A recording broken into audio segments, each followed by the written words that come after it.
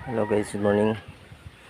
Yan, binaklas ko lahat ng cover ng Mio dahil sa tabing dagat tayo. Kailangan malinis tong itong mga body nitong motor. Ayan ito.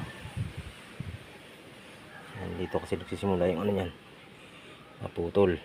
Kaya kailangan check. Tapos yan, linisin natin yung mga makina, mga putik-putik. Ayan.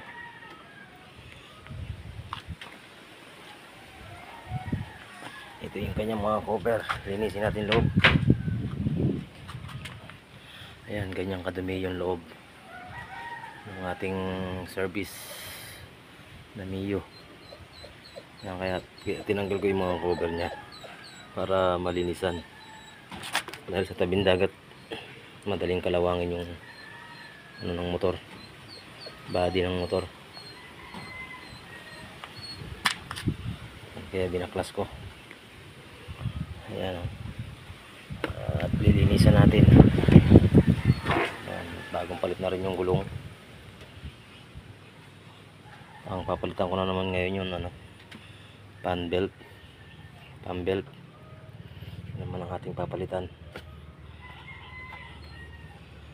Ayan ang ating lilinisin.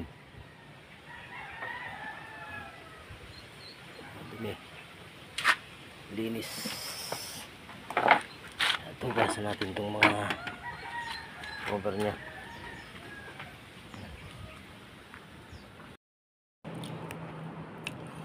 Almusal muna tayo guys habang pinapatuyo natin yung motor. Almusal muna. Mamaya pagtuyo na, ito natin kakabit yung mga cover, mga side cover ng motor. Almusal muna tayo.